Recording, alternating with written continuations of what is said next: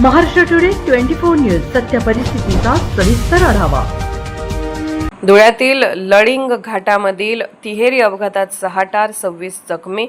मदत करणारा टोल कर्मचारी देखील या अपघातात ठार झाला आहे।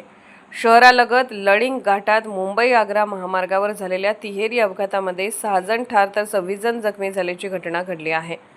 या अपघातामुळे महामार्गावरील रहदारी ठप्प झाली असून महामार्गावरील दोन्ही बाजूला वाहनांच्या रांगा लागल्या आहेत। दरम्यान या अपघातात मदत कार्य करणारा टोल कर्मचारी देखील ठार झाल्यामुळे संतप्त वातावरण तयार झाले आहे। मुंबई आग्रा महामार्गावर भल्या पहाटे हा अपघात झाला आहे। लळिंग घाटामध्ये रॉंग साईडने येणारा रेतीच्या डंपरने समोरासमोर एका ट्रकला धडक दिली। या अपघातात डंपर आणि ट्रकचा चालक गंभीर जखमी झाला। या अपघाताची माहिती मिळाल्याने टोल वसुली नाक्यावरील रुग्णवाहिका घटनास्थळी रवाना झाले। यातील कर्मचारी मदत कार्य करीत असतानाच भरधाव वेगाने येणारी आराम बस या दोन्ही अपघातग्रस्त वाहनांवर जाऊन आदळली।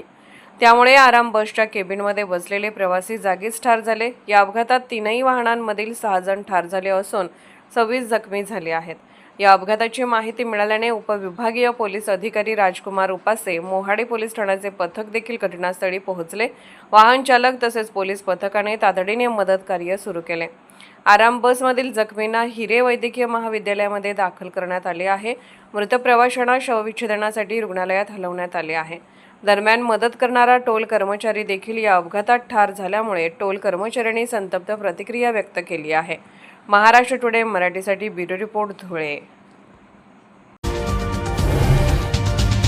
आजच महाराष्ट्र टुडे 24 न्यूजला सबस्क्राइब करा आणि सत्य परिस्थितीचा सविस्तर आढावा पहा।